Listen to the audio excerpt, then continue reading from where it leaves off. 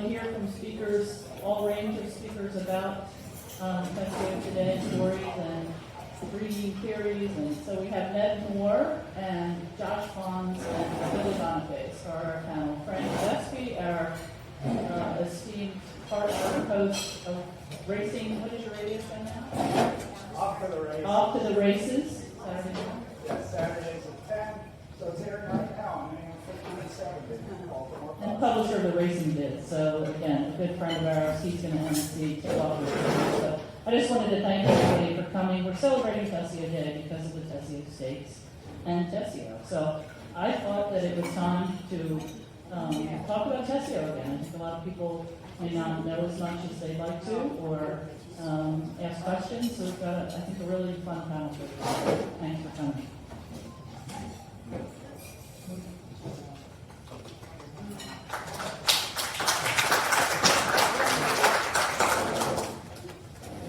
All right. Whoa.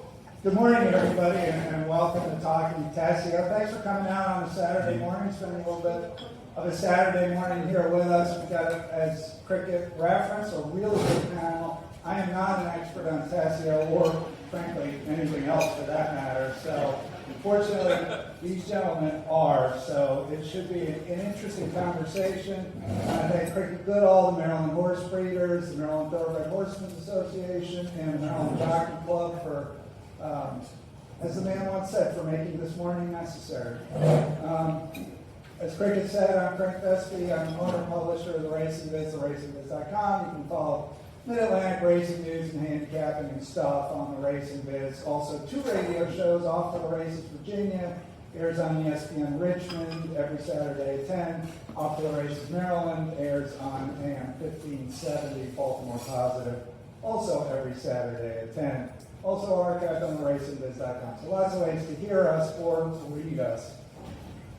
Today marks the 42nd running of the Federico Tesio Stakes here in Maryland, and it kind of raises the question, why do we keep running the Tesio Stakes? Who was Tesio, and why do we run this race, and what does he mean to racing? The horse owner John Hislop once said, when those of my generation are asked by their grandchildren, who was the greatest breeder, the outstanding sire, the best racehorse of your time, the answer will probably be Tesio, Niarco, and Rebo. What's interesting about that answer is essentially the answer is Tesio, Tesio, and Tesio. It was Tesio who bred the undefeated 2-time Arc de Triomphe winner Rebo. It was also Tesio who bred the undefeated Niarco, who went on to be one of the most influential sires in racing's long history, and it was Niarco, in a sense, who connects Tesio to Maryland. Well, there's other connections, and Billy may bring them up, but Niarco was the sire of Niartic, who in turn sired Northern Dancer, and it was Northern Dancer who stood at Winfield's farm in Chesapeake City for the bulk of his career as a stallion when he established himself as perhaps the preeminent, as I spit on myself, the preeminent American sire of all time. Born in Turin, Tesio lived from 1869 to 1954. Around 1900, established a breeding operation, Dormello Stud, and from there he made history. Now, as I said, I'm no Tesio expert, but these guys are, so let me introduce each of them and a little bit of housekeeping. I'm going to give each of them a few minutes to tell you what they know, to drop some knowledge on you, as the kids say, and then we're going to have plenty of time for Q&A after they have spoken. Billy Boniface, his family owns and operates Bonita Farm in Darlington, Maryland. Billy was the breeder and trainer of the 3rd winner of the Tesio Stakes. That was the Pewter Testimony in 1983. The Pewter Testimony remains to this day the only horse to do the Tesio Preakness Double, and he remains the most recent Maryland bred to win the Preakness. Billy liked that. He had a good time with that. So 12 years later, he almost did the exact same thing again. He won the Tesio with Oliver's Twist, who was beaten, Billy, 2 eyelashes in the Preakness? Yeah, it's close. Yeah, it was pretty close. He got beat by a bad trip, no less. Josh Pons, our middle child here, he and his brother Mike, who's also sitting here, they own and operate Country Life Farm in Maryland, Farm Country Life in Bel Air, established in 1933. It's Maryland's oldest thoroughbred farm. They breed horses, they stand stallions, they run racing partnerships, they run breeding partnerships. Many of us in Maryland owned our first piece of our first racehorse through a Country Life partnership, and I myself am one of those people, and I believe Alden's Malibu is still on your farm. He was a slow racehorse, but he was lovable.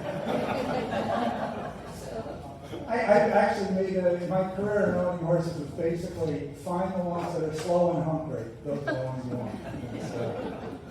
So, Country Life also, among the stallions they have stood was Malibu Moon, best remembered as the sire of Kentucky Derby winner Orb. And finally, Ned Moore. Ned, originally from Argentina, he is a bloodstock agent, primarily plying his trade for the international market. His family has been in racing since the 1850s, so pretty good bloodlines there as well. And he has, as I learned this morning, a wealth of good Tesio stories. So should be really good. And let me turn this over to Maryland guy and Preakness winning trainer Billy Boniface.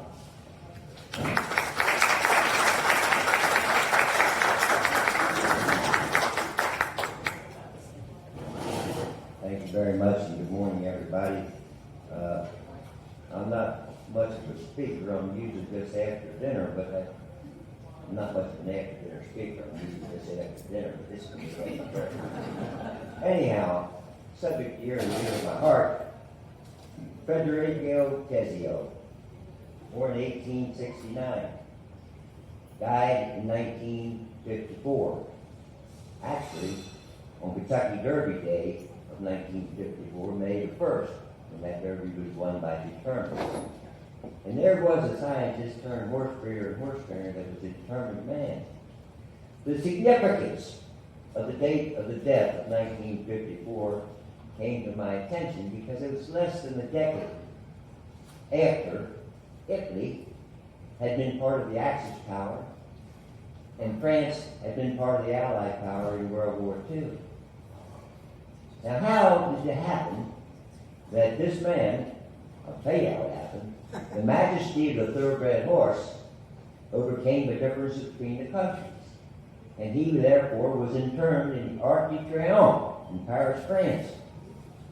Now, it's probably the most famous monument in a country full of monuments, and he joined the former President Charles de Gaulle and the great writer Victor Hugo. Actually, also, even Napoleon Bonaparte himself was laid in state in the Ark, but then his coffin was carried to about 8 blocks to the Musée de Infidel, where his tomb still is today. My favorite museum of all has all three-dimensional maps of the conquerors, battles, and use of scalpel. It's great if you ever get to see it. So it's just crazy that this happened. But Ribot began his career shortly after Tesio's death. And he reinstated the worthiness of his birth, of his burial site. Because he won all 16 of the starts. And he won the greatest race in France, I've been to it, the Arc de Triomphe, it's called, at Longchamp. He won it twice. So that just proved the theory. Now, I'm good friends with David Gordo, who bought the horse White Line in Zenyatta, and he was writing an article for the Blood Horse about the first book of mares going to flight line. And we just learned to sail together. And he mentioned that there was a filly in the barn that was in the book. And when she was in training with John Salter at the same time, when she walked by his stall, Flight Line would always nipper to her. And I said, that reminds me of a story in Tesio's book. And of course, I looked for mine that I lent somebody from my library and never came back. But thank God, Cindy Duger, God bless her, she found one in the Maryland Horse Breeders Library. They don't lend them out from there, which is probably smart. And she said to me, which I must read to you, it's only a couple of paragraphs, and it's entitled, The story, forgive my Italian French pronunciation, please. The story of Señorita. In 1880, or thereabouts, a Napoleon gentleman, Cavalier Prestativi, moved his breeding stock from Pons, near Naples, to Newmarket with the intention of feeding the English on their own grounds. Cavalier Gigante was a character with original ideas. He immediately achieved a clamorous success by breeding a beautiful filly who was given the name of Signora, and who became a top star in her field in 1892. Signora, by then a 5-year-old, was retired as a broodmare. In spite of these intentions, the beautiful Signora was beginning to grow old without having produced a single coat of real quality, although bred to the most famous Irish of the day. In the spring of 1904, Cavaliero Gigante had arranged to wed Signora to the great Eisenbach, whose services were in high demand at a fee of 300 guineas to be paid at time of betrothal. In other words, no guarantee. So, both the stallion and the bride-to-be were living in the town of Newmarket at opposite ends of a long, wide street called, I need hardly say, the High Street. During the breeding season, it was common to promenade the third-class stallions, victims of unemployment, up and down the thoroughfare with their names in large letters seductively embroidered on their blankets. On a certain morning in April, the comely Signora was on her way down to High Street to become the bride of the renowned Eisenbach. She was led by a stable boy and followed on foot by Cavalier Gastena, who never let her out of his sight on these occasions. Thus she came towards one of the humble stallions with his name Chavos on his blanket. Chavos proved worthy of his name. Standing the favor of Signora's scent, he at once showed signs of violent infatuation and refused to move another way. Signora looked upon him with the same favor and also refused to move. On no amount of tugging or pleading had any effect, and an amused crowd soon formed. But Gennaro, who was a psychiatrist and a biologist, aided up the situation at a glance. He said, "They love," he exclaimed, "and love they shall have." And so the proud Eisenbach received the 300 guineas, but waited in vain for the fair Signora. 11 months later, Signora gave birth to a filly who was given the name of Señorita. The experts, convinced that Girardi was out of his mind and not worth thinking this love child, but Signora grew up to be one of the greatest fillies of all time, winning the Derby and 2 days later the Oaks, a double that had only been done twice since 1780 and able to be accomplished. These facts are true, as I personally knew all the participants. A little bit of romance and nostalgia there, but I first began my admiration for Federico Tesio in the early 1960s. It transferred from being a jockey and a trainer to getting more interested in breeding. We had 4 stallions there, and I read his book. Difficult read for an uneducated person like me. The first chapter, I think, spent 10 pages on the origin of the string bean. This was a scientist turned horse breeder and then turned horse trainer. But he made a reference to one thing that I had seen. And if any of you have been on a horse farm, you've probably seen it too. When the thunderstorm comes up, you go out to the field to get the pregnant mares back in, scared to death they're going to get struck. They run around like crazy. They don't want to come in. I'm sure some of you have seen that. At this time, he's experiencing that. He had a German Shepherd dog who would run through his screen door to get in the house. Now, he traces his evolution in this book to the fact that the Thoroughbred is a descendant of the Arabian, who lived domiciled on the desert where a storm was a welcome relief from the heat. Whereas the German Shepherd dog the descendant of the wolf.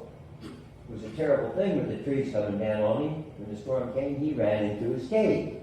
Subsequently, the dog runs into the house, the horses don't want to come out of the field. Made a lot of sense to me because I've seen both things. And so then he had theories on, one I agree with for different reasons, on artificial insemination and many other things, but not to take too much of these other guys' time. What did Tesio do for Maryland? What he did for Maryland was he bred the Arco, through the Arctic, and then Northern Dancer. Through all the, you may hear from somebody else, perhaps these guys sitting at the table with me, he was the greatest sire that ever stood in the world.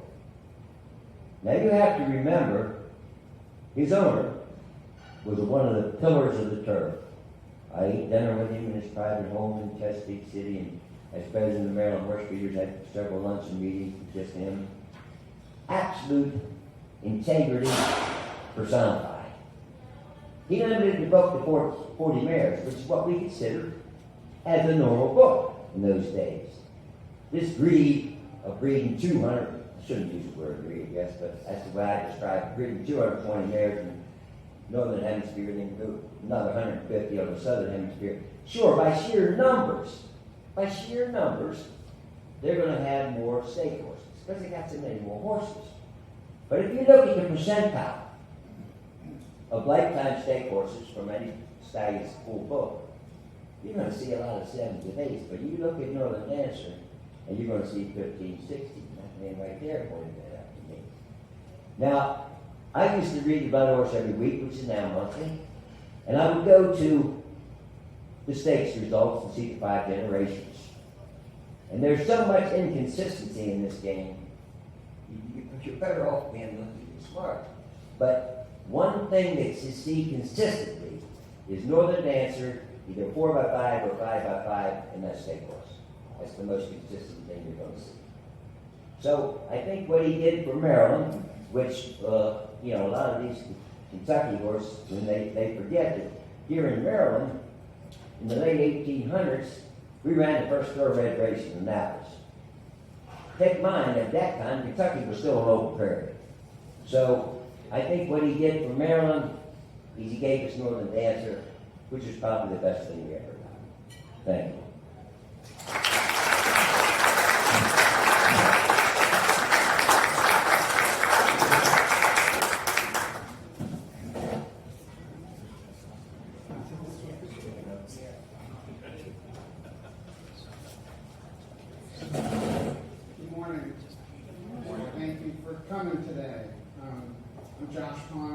I'm a great admirer of Billy Boniface, and he, in his modesty, which he's not known for, I don't think, he forgot to show you all this memento. This is the first Tesio Award? Yes. Yes, and so I may help me on this. I think the Tesio Award started with the Sons of Italy in Baltimore, probably after, a lot of glasses of wine. And there was a trip with a famous turf rider named Clem Florio. And all you have to do is mention his name. He was a boxer, and he was straight out of Damon Runyon. And whenever I think of the origins of the Tesio Stakes, I think of Clem Florio and the inspiration from Middle Italy. So, I might even hand this around. It's the lodge. This is For you. Yeah, so it comes right out of. There's the trophy, Josh, is right in front. Right in Yes. front of you. There's Yes. some other Tesio that Billy brought as well. So, Yeah, and we this have is- a program here from one of the earlier Tesio dinners. So that is a Maryland connection too. So. Yeah, so it kind of segues into it. So this book, this is the book somebody took from Billy's library.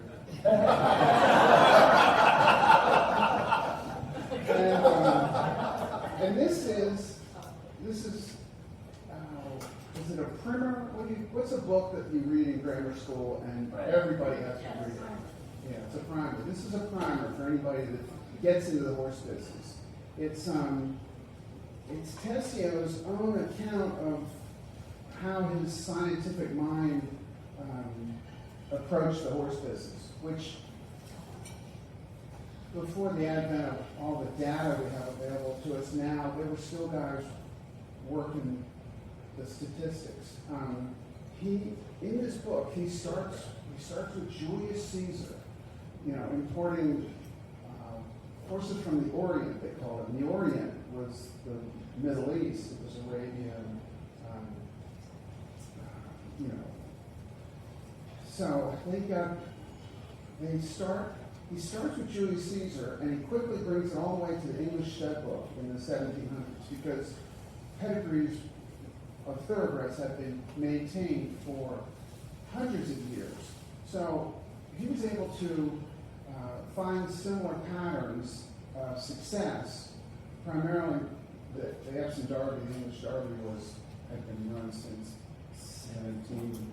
1823 or something. Anyway, he was able to sort of apply what he knew about the statistics of horses through the prism of a guy named Gregory Mendel, M-E-N-D-E-L. And most of you know he was the father of genetics, and he was a monk in an abbey in Czechoslovakia or somewhere. But he's the one that bored Billy to death with the plants. He bred peas, and he had tall peas and small peas, and when he bred the tall ones to the small ones, the tall ones would dominate. You get a few small ones, and Mendel just, in the age of Darwin, he's the first one that said, look, there's some genetic things going on here that I'm going to teach you about. And so Tesio, who really, in reading about him, you'll find that he started his life, he was orphaned at the age of 6. He went to a good school. I think he must have come from some money. And then his guardian presented him with 20,000 lira. I don't know how much money that is, but it sounds a lot. And he gambled it away. He lost it gambling.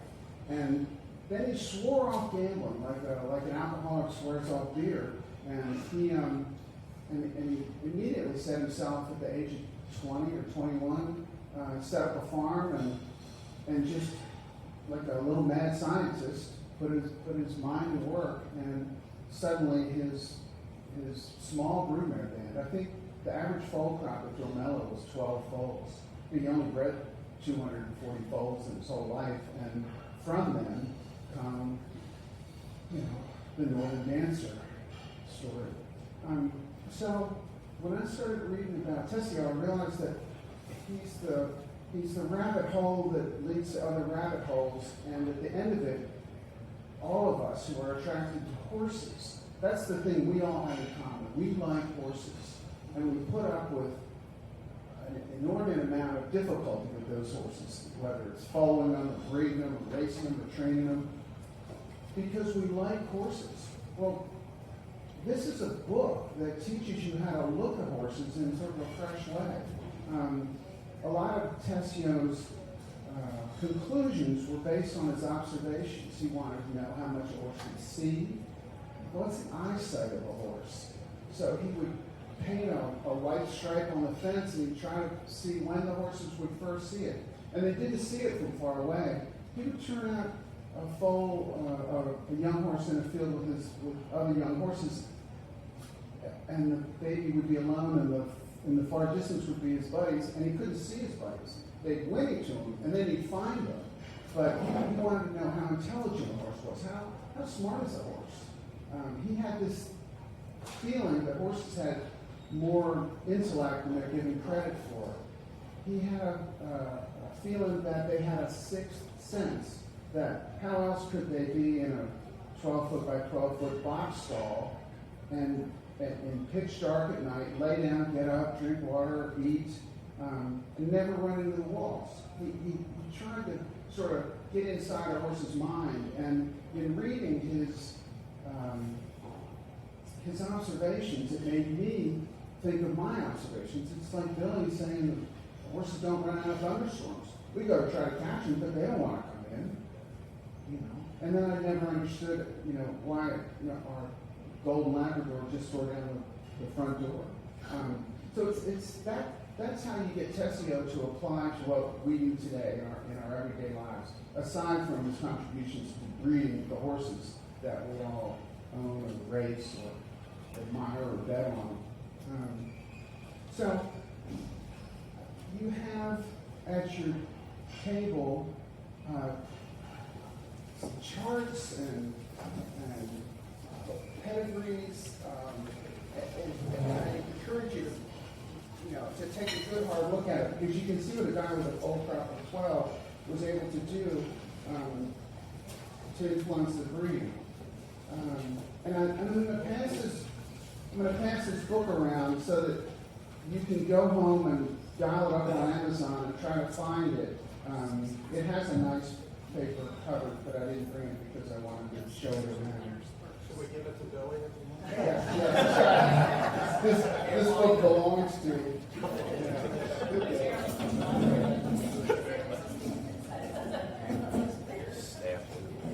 So, one of the things that Billy touched on was the inbreeding of the Northern Dancer. And in Tesio's day, almost all the great horses, not all of them, but most of them came from a big stallion called St. Simon.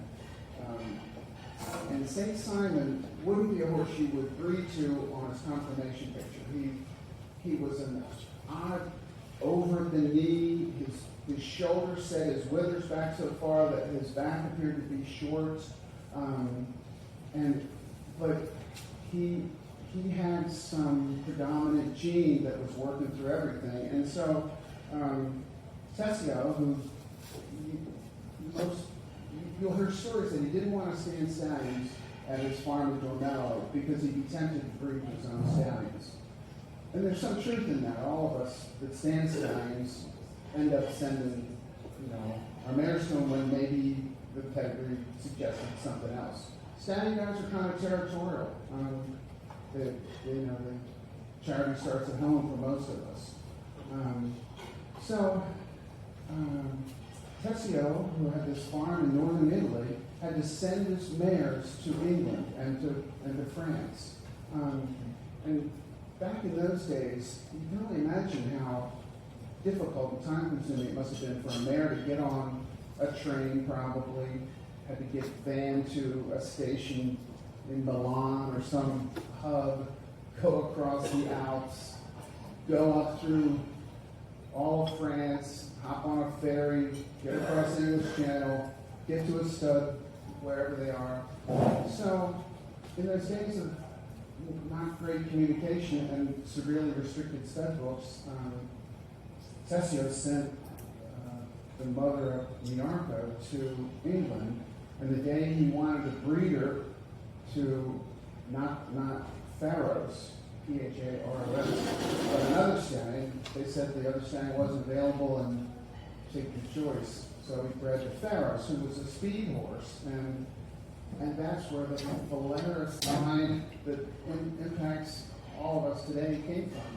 So the irony that a very scientific-minded man who's given credit and called a genius and brilliant, actually, by circumstance, bred to the wrong stallion that landed in the history books. And the horse business is full of examples of that. At the awards dinner last night, the story was told of a broodmare Mrs. Green had her, and Fred Green wanted to give her away, and his daughter Debbie jumped in and said, no, Dad, and I think they gave half the mare to Ham Smith or something, but she's, become a Thoroughbred champion. Northern Dancer himself, as great as he was a small yearling, and E.P. Taylor, who had Winfield's farm, sold his yearling crop. He would pre-price them and then invite, buyers to Canada to come look at them, and it was like a car lot. This car costs $10,000, this one's $100,000. Northern Dancer was $25,000, and nobody bought it. The reason E.P. Taylor was able to found a dynasty on Northern Dancer because he had essentially a private RNA. His reserve was 25, and he didn't get it, so he kept him. And he keeps him and gives him a ratio of Laura, I think Hardtack wrote it. I don't know who wrote it. The Hardtack Northern Dancer. Yeah. And he just kicks ass. He's this big. And he wins the Derby by a head, I think. And then he wins the Preakness. He's on target to win the Triple Crown. And then, of course, they breed him. I think his first 2 years. How long did he stand in Canada? Northern Dancer. 2 years. 2 years. And then Mrs. DuPont. This is sort of a celebration of Maryland Day, and Mrs. DuPont brings E.P. Taylor to Chesapeake City and says, hey, we got flat range, you can put up a training trip, we got broodmares all around us. This is a happening place. It felt like Ocala must have in the late 50s. So Northern Dancer comes in Maryland, and I think, is it Nijinsky in his first crop? Maybe Ned, do you know that? Early in his career, he sires a 16, 2.5 size horse called Nijinsky out of a 15-man, completely against type. And Nijinsky is the greatest horse of the second part of the last century.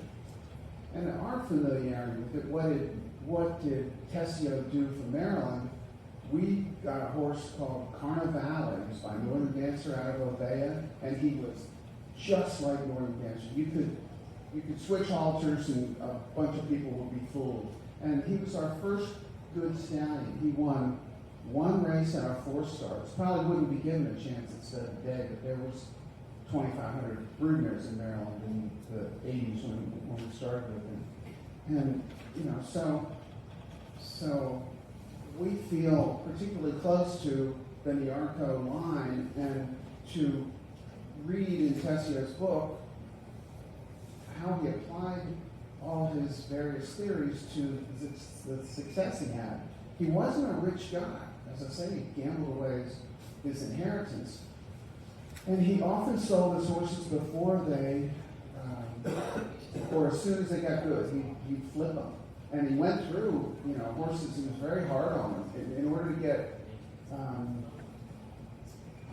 one of his horses ready for the Ark, he drilled him against his other 2 best horses. He wanted to get to the bottom of the horse in his workouts, in his trials, so that he would be assured of running well if he could stand what Tesio was going to ask him to do. And they raced once a week back then. They galloped and worked in between races much more frequently than we do now. And that horse won. So I think before the question and answer starts, Ned is going to be able to explain a lot more about the pedigrees. But I wanted to touch on what inbreeding is, because that was one of Tesio's biggest skills. Famous horses that we've heard about. Tight inbreeding is probably 3x3. We stood a stand called City Dancer, who was by Dixieland Band by Northern Dancer, and his third band was a mare called Laurie's Dancer by Northern Dancer. He was 2x4, and he was brilliantly fast, but he was subfertile. The inbreeding combined the best traits of his pedigree in spectacular fashion, but also the undesirable traits. A lot of Northern Dancer horses had fertility issues. There was, El Gran Senor was the most famous one, I think. So we then had to live with that, and we would breed 40 mares, and we'd get 18 of them in foal, and we'd have 22 people screaming at us, "Don't you guys know what you're doing? How come my mare's not in foal? She's been there 3 months." And we go, "Well, try again next year, because the foal you get is going to be, spectacular." He had Urbane in his first crop. She was a millionaire. He had Latin Dancer, was the highest price, of course, Centimonium. This is all Tesio brought, in some sequence to today. So I'm no pedigree expert, and that's why when Cricket asked Billy and I quickly reached down to Virginia to pull Ned Moore up, who is a pedigree guy, and I listened to him, and I'm a ball in deep grass when Ned's talking to me. So anyway, thank you.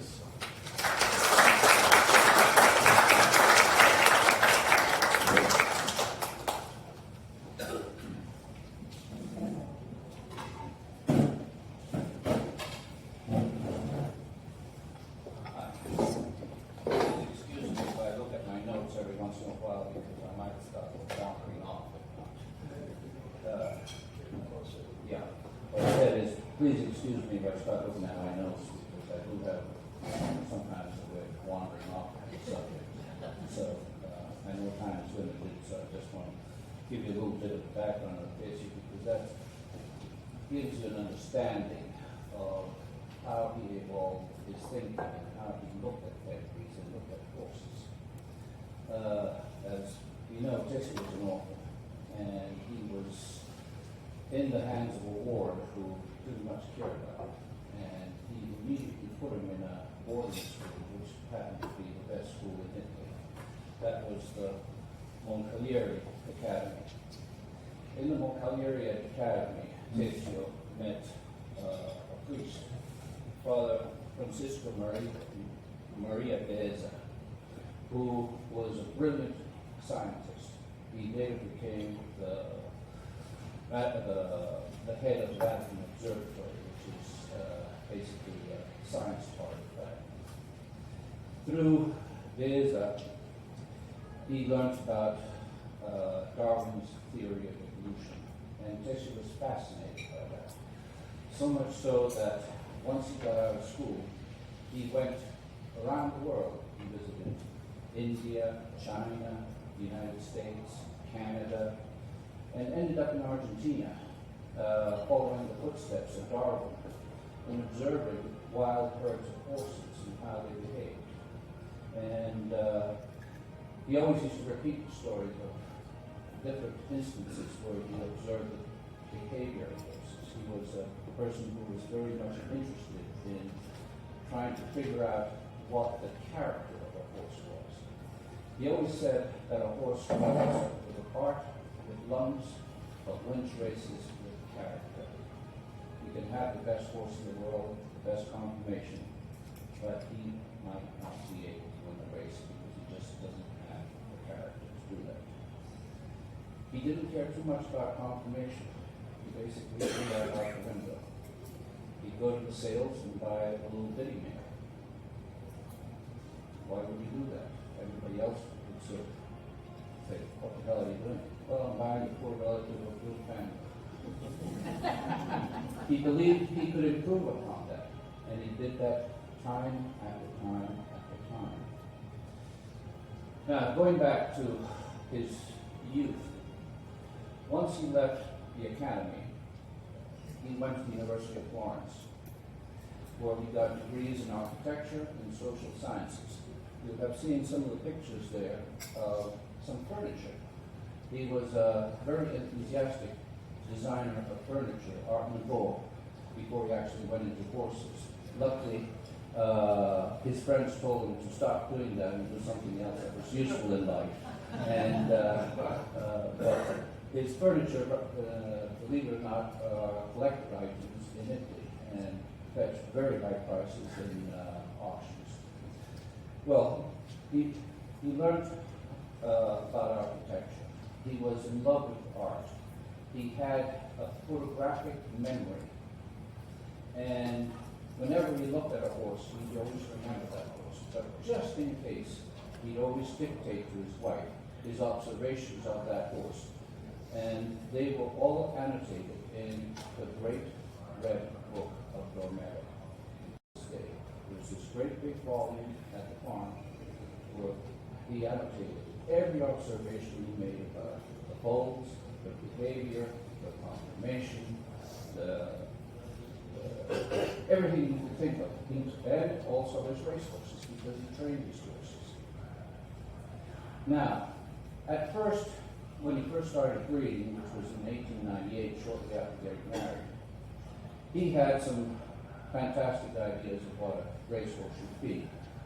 And he went to the Newmarket sales thinking that he could choose horses according to their coat color.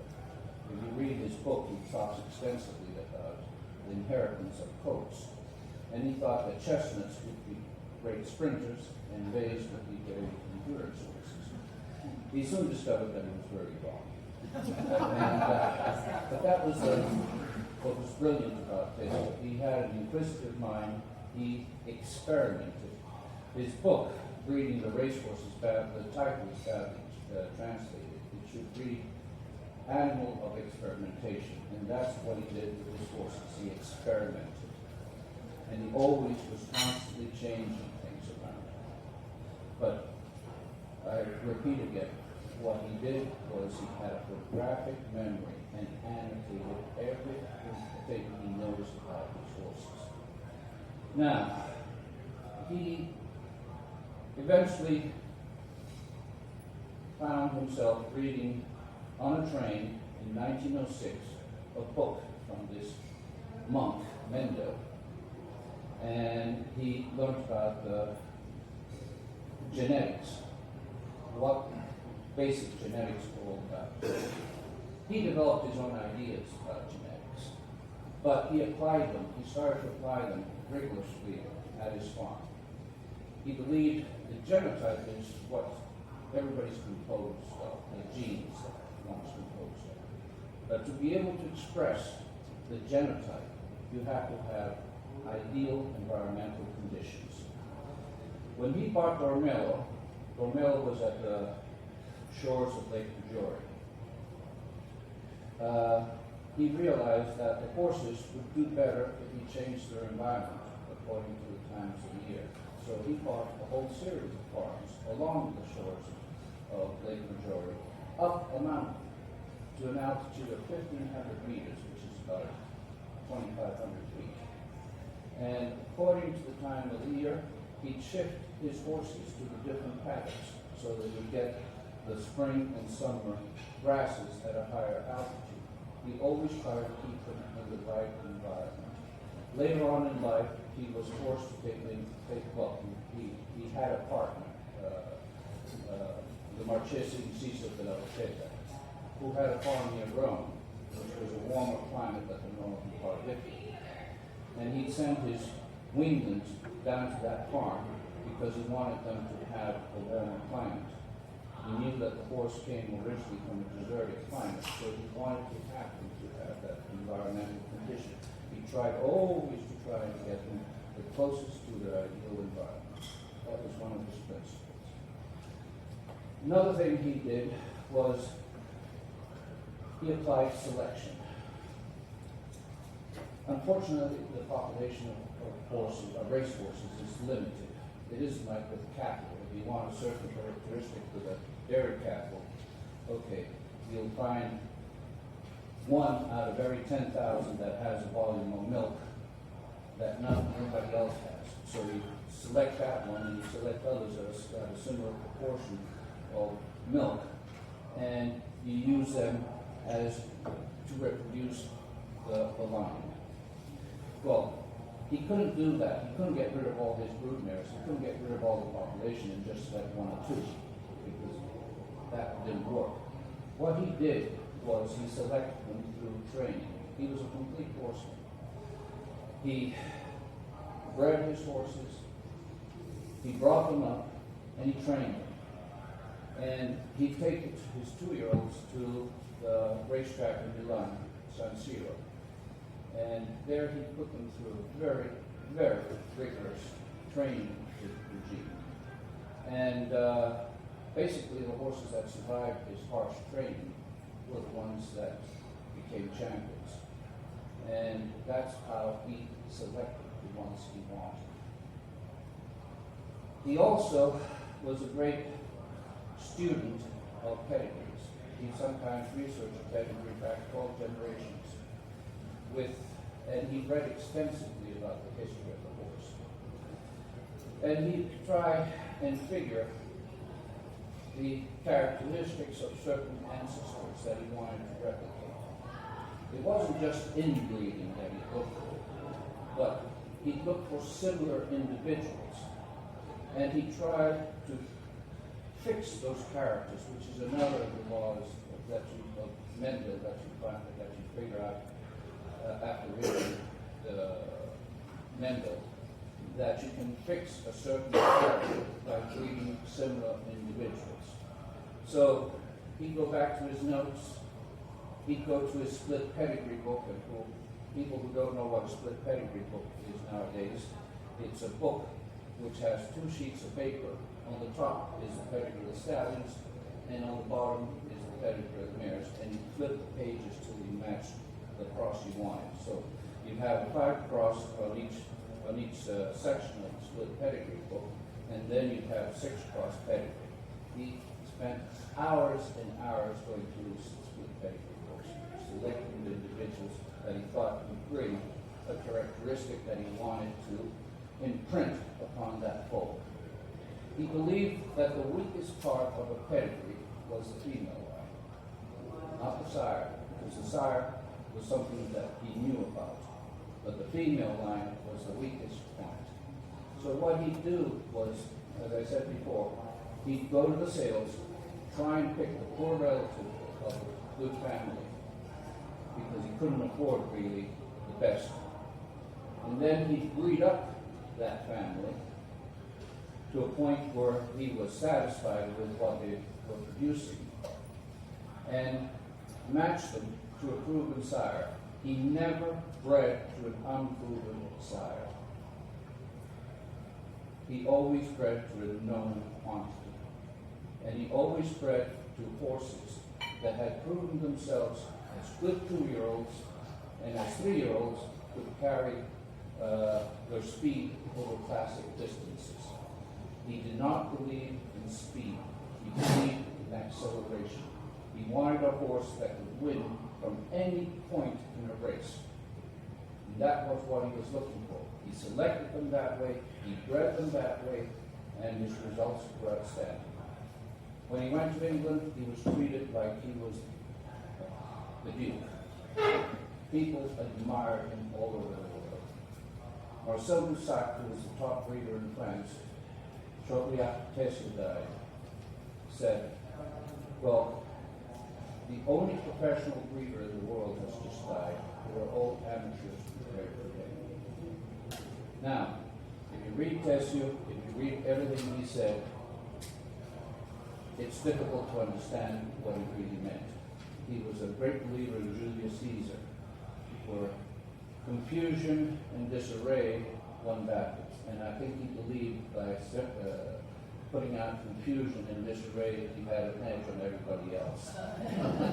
But if you look at what he did as a whole, you can come to the conclusions I just told you about. But he was the most remarkable person, very, very inquisitive mind. He'd tell you one thing, and the next day he'd be doing something completely different. He was always experimenting. Another thing about pedigrees was he did not believe in speed sires, although he did believe that every once in a while, to keep the acceleration in the pedigree, you had to breed to a speed sire. But there was no exact formula.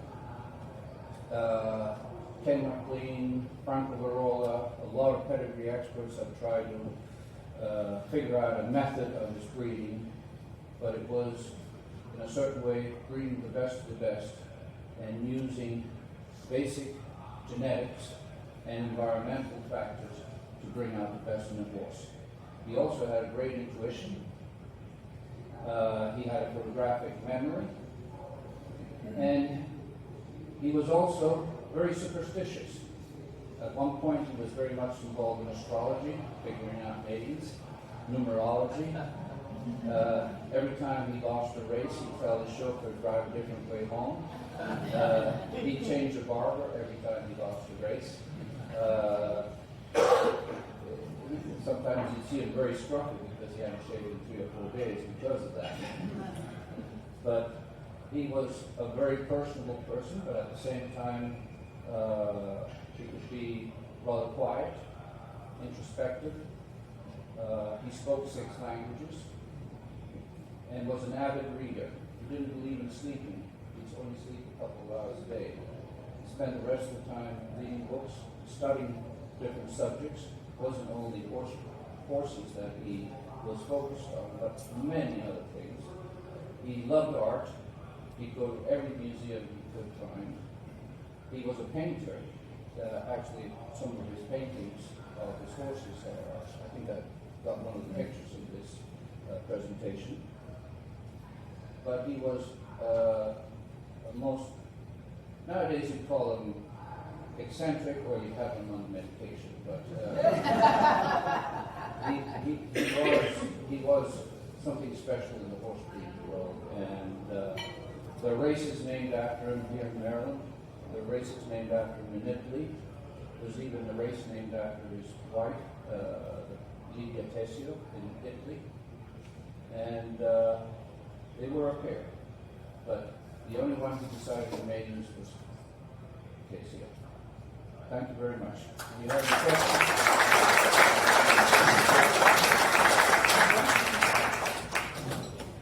All right, a lot of food for thought there, and we have a few minutes. Questions from the audience?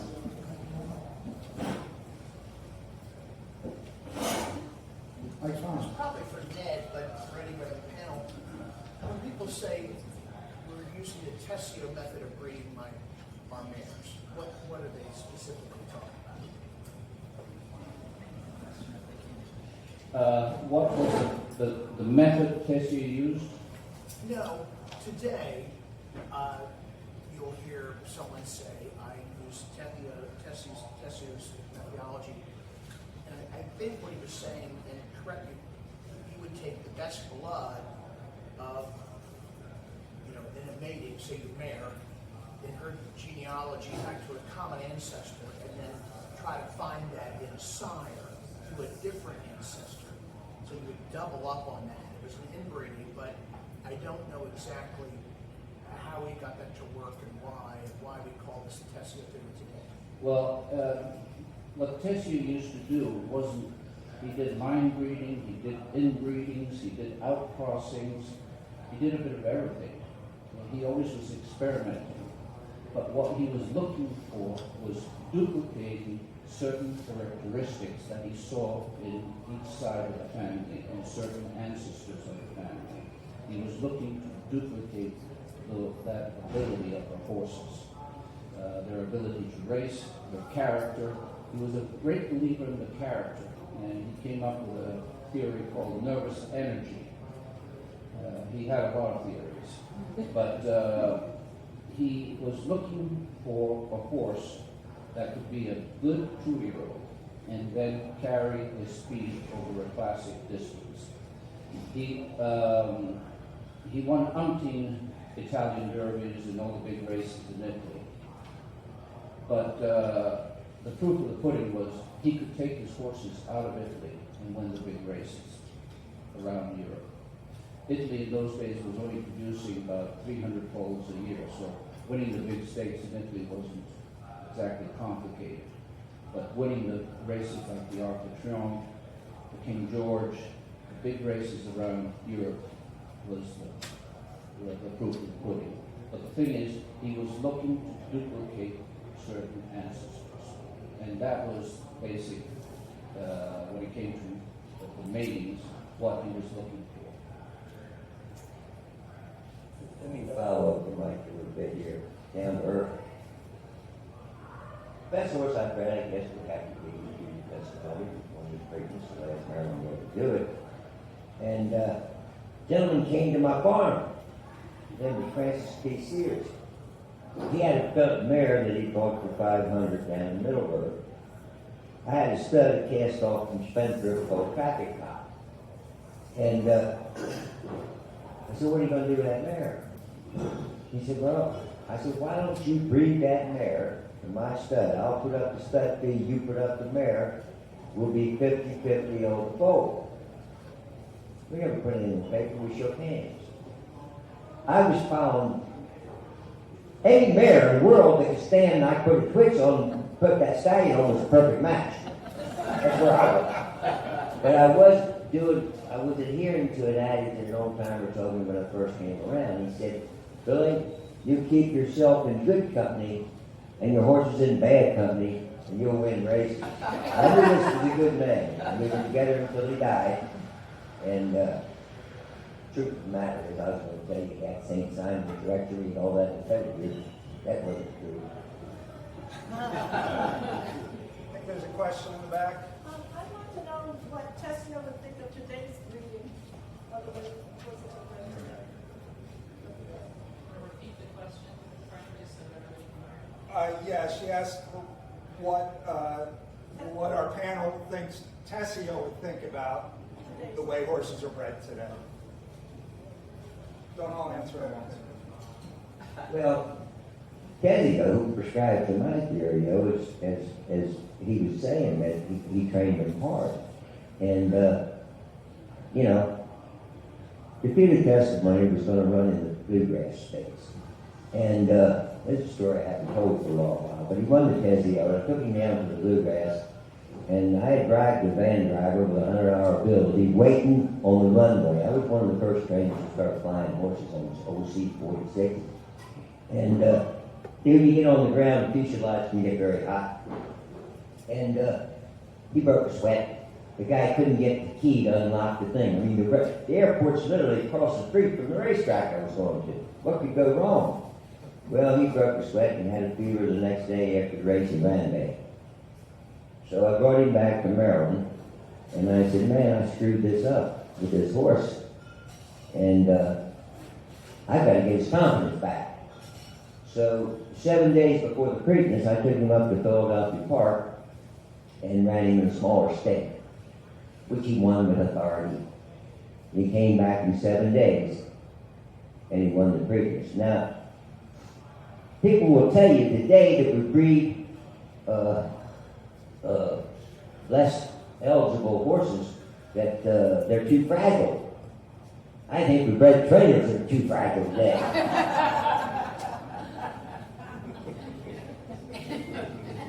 I trust that answers your question.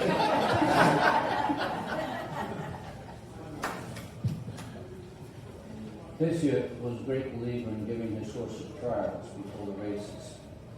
And he'd actually matched them against some of the best horses in the country. And the trials usually were over the same distance the races would be run. That's something that nowadays wouldn't be done. And regarding what he would think about today's racing, he'd be complaining there's too much speed.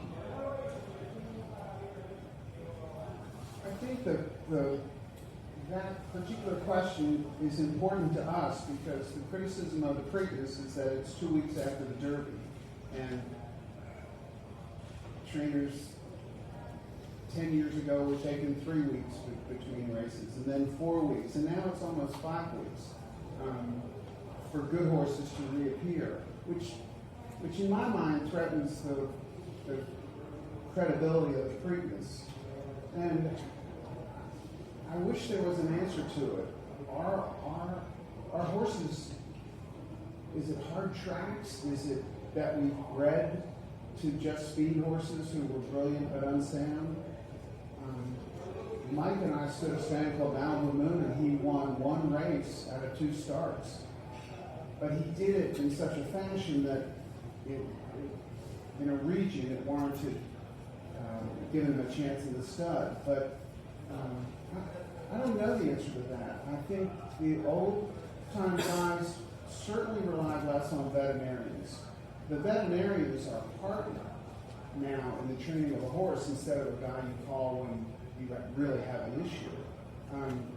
So I don't know whether all the vitamins and thelins and all the itemizations of the stuff you see help a horse. I think in the old days they also gave horses the winter off. Our farm, Maryland, was more crowded in the wintertime in the 50s and 60s than it was in the summertime because Danny Shea would launch his fleet of racehorses after 90 days scanning in streams and running up and down hills, and they'd be taken from Atlantic City all the way to Rockingham and bring them all back. And by the time we got back in November, it was time to give them off again. There's very few trainers who can bring a horse off a long layoff.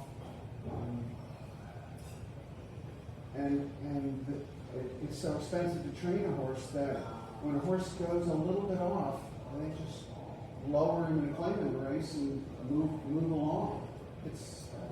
So I think Tesio would probably, I don't know how he'd feel about the 200 mare book of the stallions that are getting, that's just capitalism at work. And I bet if Tesio owned Niarco and he stood and was getting 200 mares to him, he would probably couch his response a little bit differently than oh, it's just greedy stallion owners. And the horse business is subject to market forces like anything else, and if you don't adapt to it, you know, you're going to get run over. So. I'll up Josh a little bit if I may. 10% of the trainers have 90% of the good horses today. You come up with a horse that runs big, gets a big number, you get it on phone call, start training. I don't know how a young guy gets started training horses today, I really don't. But years ago, I used to go to Kentucky every year for Bob Meyerhoff. Thank God he's one of them is still alive, he's 90 somehow. He would work like Tesio on that catalog for months. And I never was allowed to look at the catalog. I just looked at confirmation. If I didn't okay him on confirmation, he didn't pay on it. Well, he was leading breeder for 13 years in Maryland during that time I was doing it. I bought some bad ones, I bought some good ones for him. But the worst mistake I ever made, you made me think about it when you were talking about how little that horse was. But he asked me one morning how I always had a nice hotel room for me, fancy dinners and everything. I'd go down and inspect horses for him to buy, even privately. And he said, "Billy, will you ride out this farm with me tomorrow?" He said, "They got a new stallion there, they want me to buy 2 shares in it for $20 apiece." I said, "Sure, Bob, let's ride out there." Well, the groom let the stud out. And as soon as I could get where the groom couldn't hear what I was saying to Bob, I said, "You gotta be up and crazy. They'll kill me in Maryland unless you buy a share of this horse. First of all, he's a midget. Second of all, he's crooked as a snake. And no wonder that trainer can only get him to 3 races. He'll breed on soundness and forget about it. Don't buy anything in him." But of course, the horse turned out to be dancing. And the days he was standing for 200,000, Bob would occasionally remind me, "Remember about this thing?" So I have a question for Ned. So can you see any of the farms in Italy, his farms, or can you see the red book you talked about? Is there a way to visit Tesio? The original Dormelo still exists. It was inherited by Tesio's partner, Marchesi and Cesar del Alqueta. Unfortunately, his son has, over the years, sold off the other adjoining farms that were part of Dormelo. But he kept the main part of Dormelo, which still exists. You can go to the farm. The big red book is still there. They welcome visitors, but you have to call first. And the farm is still there. And it's supposed to be a most beautiful part of Italy. I think there's a question back there. Actually, I have a comment. As someone who has followed thoroughbred racing in Maryland for 40 years, early on I started listening to Dick Woolley doing his show on BAL radio on Friday nights from 6 to 7. And every year from mid-80s for the show, we would always go live from the Tesio Awards. And I always wanted to go to the Tesio Awards because of that show. And I always knew that the Tesio was, you know, a great race for Maryland 3-year-olds, you know, looking for future glory. So I really appreciate our speakers here today giving more information about Mr. Tesio and the horses, because it just brought back a lot of great memories. So thank you.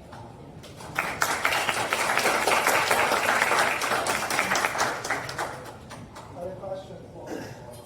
So in this document here, you of course have Niarco's stallions. Was there any record of daughters, and were they broodmares? Does anyone know anything of the history of daughters? Niarco was, Tesio sold him shortly after he finalized his racing campaign and went and studied in England. They had such high regard of Niarco, he didn't have his first horse racing, that during the war they built a bomb shelter, an underground bomb shelter for him. He was leading sire, leading groomer sire. A lot of his daughters were very good. If you look back in a lot of 6-cross pedigrees, or even further back, you find a lot of daughters. Yeah. I can't off the top of my head tell you them, but all you have to do nowadays is Google them, and I think but he was a top groomer sire. Now, interesting enough, Tesio never bred a Why was it? Tesio had a theory, and many times he was wrong. That's why he experimented. That when you got to a certain good individual, things would stop. And he was always trying to find families. When he bought mares, he always was bringing in new blood types. He never believed in staying with the same blood forever. It was that everything good comes to an end, and he was always trying to identify families that were the other. He thought that more than 3 or 4 generations was the village being family. But it didn't mean that that family, after 1 or 2 generations, couldn't come back. To my esteemed colleague, my grandfather ran Prospect Mill Farm. He imported Derby winter from England. Mrs. High owned the farm, and she was leading breeder in Maryland in the late 40s. But when my grandfather was running, he was an Englishman, like myself. He'd always tell stories. And he was a free drink at the bar telling stories and whatnot. But one thing he never changed, though, is he said, Billy, if you get a good one, you contribute 85% to the mare. He never changed on that number. I don't know how he came up with 85. But I use the works mix when I'm planning meetings for people mostly. And if I find a superior ability, like weekends, five, something that I saw in my eyes run and knew they were superior, I really get sold on crossing, having a couple of top race mares in the pedigree.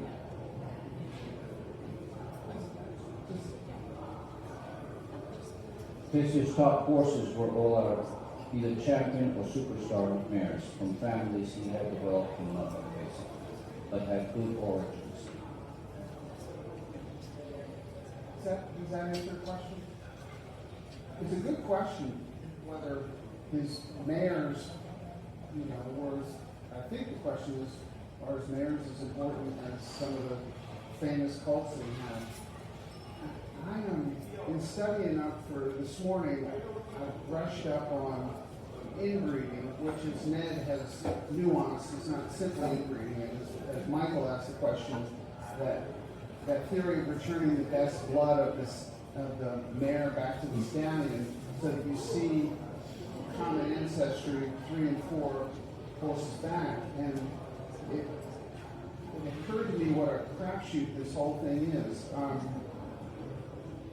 Secretariat, a great horse, Citation, Whirlwagon, they were all bad sires of sons, but they were okay broodmare sires, particularly Secretariat. I don't know if there's a particular theory. I tried to find other breeders who were as eccentric as Tesio, and most of them weren't. Marcel Boussac was right. Tesio was a professional, and we were all amateurs. I think there's a lesson to that you can overdo it, perhaps, and just keep your eyes open for the opportunity, for something good to happen just by playing the game.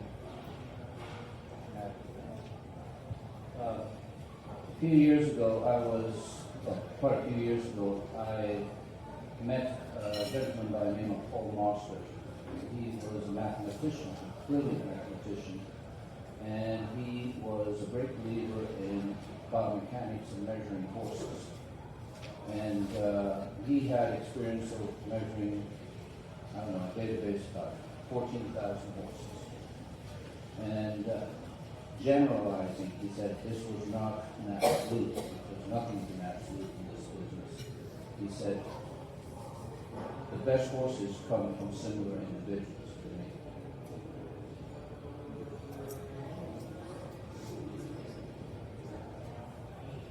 to me. kind of raises, I think, in my mind, a basic question that these readers have, and that's kind of the age-old, what's more important, phenotype or genotype? You know, is it important who the ancestors are, the line breed, or is it phenotypic sort of questions can be, in my mind, be split to, okay, as breeder, do you want to breed like to like? Do you want to try and compensate for a shortcoming?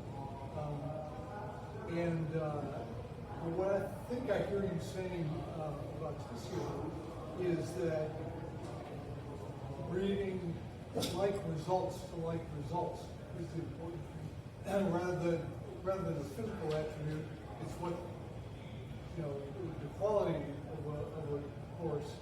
You want to breed a similarly qualified horse. And that's a hard thing to do when you're, you know, flipping through the stud book and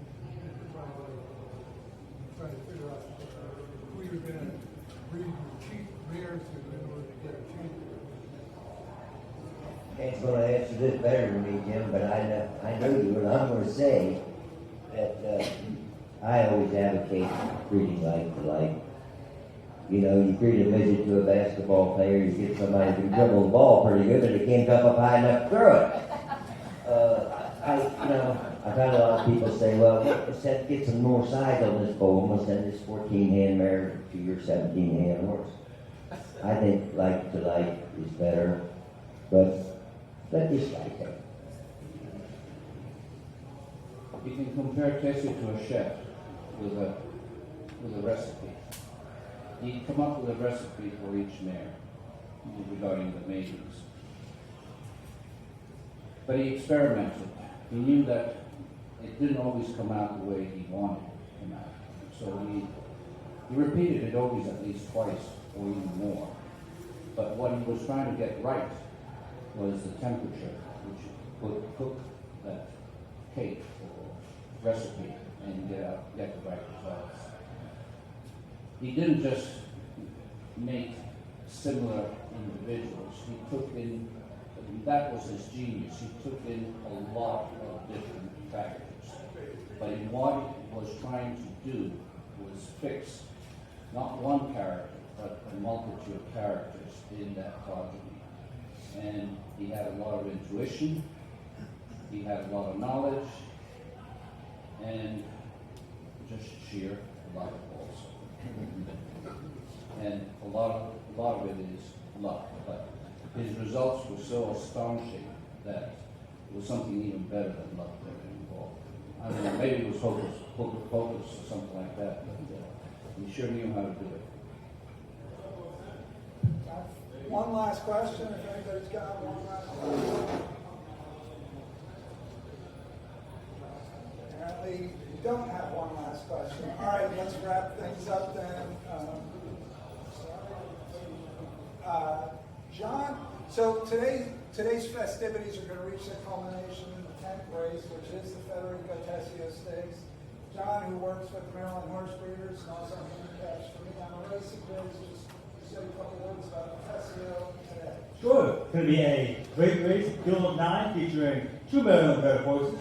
Number 1, talking with Chris, a homebred for Shamrock Farms, going back multiple generations of Shamrock mares, and his pedigree includes 1975 Maryland-bred Horse of the Year, Christopher R., who is also a Shamrock homebred. And number 4 is certainly the Drain, the other Maryland-bred, and there is a homebred, Sycamore Hall Thoroughbred, and his pedigree traces back multiple generations to Reebok, a very, but obviously a very notable horse bred by Tesio, and considered his masterpiece. So there is still some Tesio influence in today's big race. All right, that's going to do it here for us. Let's give a nice hand for that.